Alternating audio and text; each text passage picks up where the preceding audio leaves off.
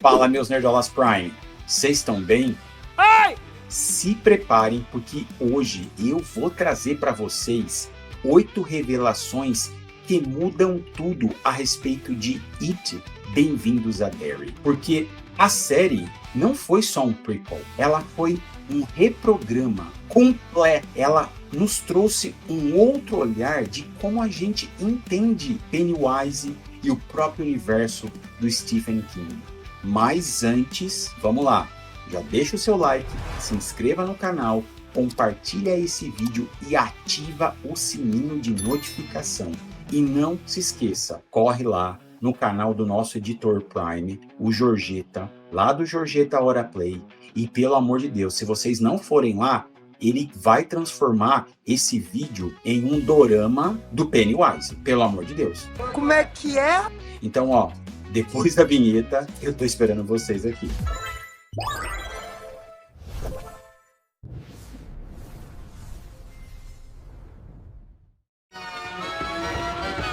Meus nerdolas, It Bem-vindo a Derry pode se passar décadas antes dos filmes, mas seu impacto na mitologia de Stephen King é enorme.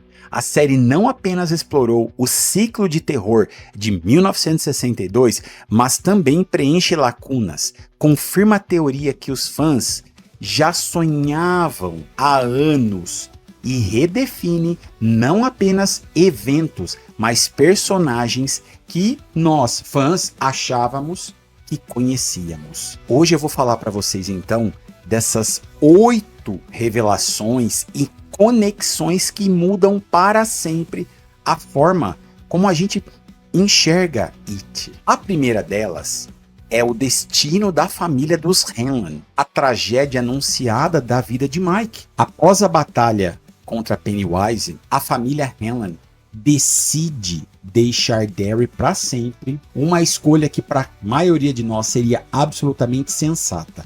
Só que, no entanto, nos 45 segundos do último tempo, eles mudaram de ideia e decidiram ficar, assumindo total responsabilidade de guardar o conhecimento sobre a coisa. Para quem? Para as futuras gerações. Apesar de que no filme nós não vimos falar sobre as adagas, sobre a gaiola, sobre os pedaços do próprio cometa, como eles falam, né, do asteroide, aquilo que vocês quiserem chamar, que eles falam tanto ali na série que manteve o Pennywise enjaulado, mas a família do Mike é responsável por todo esse conhecimento. E essa decisão, então, adiciona uma camada de tragédia ao destino do Mike Hanlon, o único membro do Clube dos Perdedores que permanece em Derry. Ele tá lá desde o começo, gente. Desde sempre. Gerações. E selando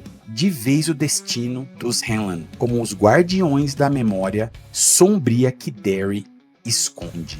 Caracas. Segunda teoria, a origem do Pennywise. Quem foi Bob Gray? A série finalmente confirma uma das teorias mais antigas que nós, fãs, sempre pensamos. Bob Gray era um homem real? Um palhaço popular? As crianças adoravam ele? Sim, o Bob Gray foi o Pennywise, o palhaço dançarino lá no início do século XX. E a coisa, ela começou observar qual forma ela podia tomar para que ela atraísse com mais facilidade as pessoas. Então ele observou a popularidade de Bob Gray e roubou a sua forma lá em 1908 para atrair suas presas com mais facilidade. Então a forma do It em Pennywise não é aleatória, é uma identidade roubada, uma estratégia calculada.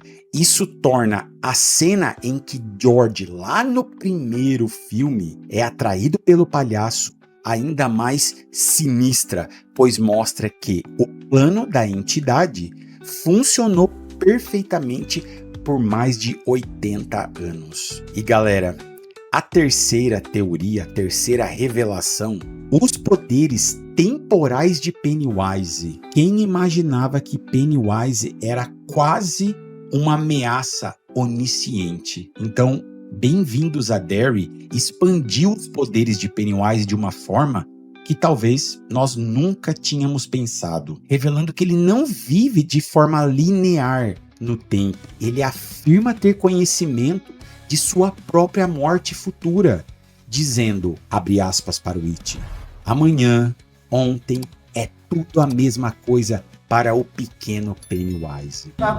Isso adiciona uma camada de terror psicológico às suas batalhas contra o clube dos perdedores lá na frente. Se Pennywise sabia que seria derrotado em 1989 e mais para frente em 2016, fica claro que suas ações não eram apenas de um monstro caçando, mas de uma entidade poderosa lutando contra um destino que ela já conhecia. E isso levanta a questão: ele estava realmente tentando vencer ou estava apenas se divertindo dentro de um ciclo inevitável? E isso ainda fez a minha cabeça explodir muito mais, porque será que se ele eliminasse, por exemplo, a Marge lá naquela cena épica, ele teria conseguido mudar o futuro?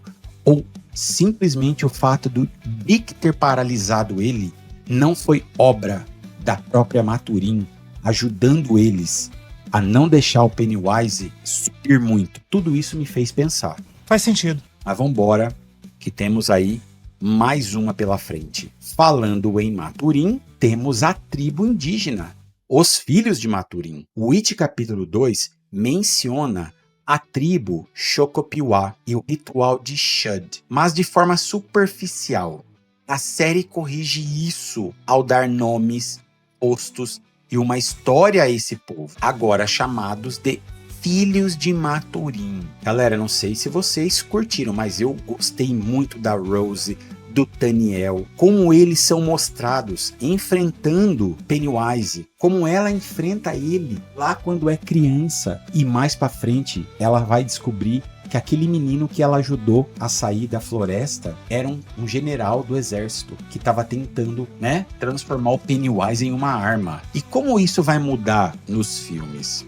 Bom, a tribo deixa de ser uma mera ferramenta de roteiro e se torna a base de toda a mitologia contra Pennywise. Eles não são apenas uma fonte de informação para o Mike, são os guardiões originais, cuja sabedoria e os sacrifícios que fizeram foram passados através de gerações. Outra ideia fantástica, Outra teoria, outra revelação, a conexão com o filme Iluminado e também com o Dr. Sono, que é a trajetória do Dick Hallorann. A série expandiu muito, de forma enorme, o papel do Dick.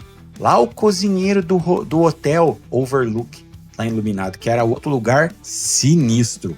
Descobrimos que muito antes de conhecer o Danny Torrance, lá do hotel, o Dick acabou lutando contra o Pennywise em Derry, usando o seu brilho, o Shining, os poderes psíquicos. A experiência foi tão traumática que ele decidiu deixar a cidade para trabalhar como chefe em um hotel, o que o levaria diretamente para os eventos de O Iluminado. E abro aqui um parênteses, que o It forçou o Dick a abrir a caixa de Pandora que ele tinha dentro da cabeça. A história do Dick se torna muito trágica. O Hotel Overlook não foi seu primeiro encontro com um mal sobrenatural, mas o último de uma longa e dolorosa jornada. Isso, além de enriquecer o personagem, o conecta oficialmente com o universo do It e o de O Iluminado de uma forma muito profunda. Quem se lembra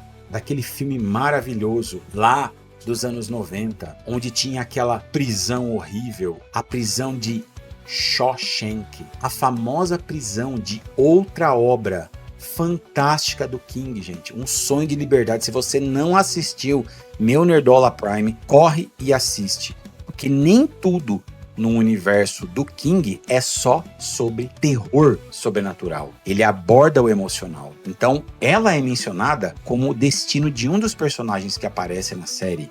E embora seja uma pequena participação, a carga emocional e o quão aterrorizante esse lugar é devida à reputação de Shawshank expressa pânico para todo mundo. O que eles fazem com assassinos de crianças em Shawshank? A menção solidifica a prisão como um ponto de referência do horror no universo do King. Um lugar onde o mal humano é temido, tão quanto o mal sobrenatural. Bom, agora vamos para uma das que, quando a gente começa a assistir a série, a gente logo percebe a mãe de Richie Tozier, que para mim foi assim um dos elos mais emocionantes. A reviravolta de que a Marge, uma das protagonistas, é a futura mãe de Richie. No final, Pennywise enfrenta ela, revelando que o filho que ela terá ajudará a matá-lo. E também fica implícito que Richie foi nomeado em homenagem ao Rick, ao Ricardo Santos, o amor da infância da Marge, aquele menino que se sacrifica para poder salvá-la. Olha, essa revelação adicionou, galera, um peso emocional imenso à história do Richie. Ele não é apenas um piadista do grupo, ele carrega todo um legado de um herói e o trauma que a mãe dele enfrentou, ou seja, o mesmo mal. A luta de Richie contra Pennywise se torna a continuação de uma batalha familiar. E, para a gente encerrar, o primeiro encontro de Beverly e a Mrs. ou a senhora Kirsch. Mas antes de eu ir para este tópico final, se você curtiu, se você está curtindo, não se esqueça de deixar o like maroto e se inscrever. Bom, a cena pós-crédito da série se passa lá em 1988 e mostra a jovem Beverly Marsh no sanatório Juniper Hill após encontrar o corpo de sua mãe que morre enforcada. Uma enfermeira idosa, Ingrid Kirsch, a conforta com a frase: "Ninguém que morre em Derry morre de verdade". E esta cena contextualiza, ou melhor, ela recontextualiza completamente o encontro da Beverly lá com a senhora Kirsch na segunda parte de It, capítulo 2. E a forma que Pennywise assume não foi aleatória, foi uma escolha deliberadamente cruel para forçar a Beverly a reviver o pior dia da sua vida. O monstro não estava apenas se disfarçando de uma velha assustadora. Ele estava usando a imagem da pessoa que confortou a Beverly na sua maior tristeza. Que maldade você fez comigo. Bom, galera, agora o que isso tudo pode significar para o futuro? Na segunda temporada, poderemos explorar diferentes ciclos anteriores, talvez nos anos 30, talvez em 1908, ou até antes, quem sabe, mostrando os eventos dos ciclos de Pennywise. Podemos aprofundar ainda mais a ligação do universo do Stephen King, com mais referência ao Doutor Sono e ao legado do brilho. E pode até tocar na ideia de que Pennywise não só conhece o futuro, como talvez ele tente mudá-lo. E se você quer um vídeo só de teorias gigantes sobre isso, deixa aí nos comentários para mim. Teorias Derry. Esse universo nunca foi apenas sobre medo. Ele é sobre destino, legado, dor e o que o medo pode fazer com uma cidade inteira. Galera, muito obrigado. Até a próxima. E lembre-se, em Derry e nem aqui no Resenha Geek, ninguém esquece.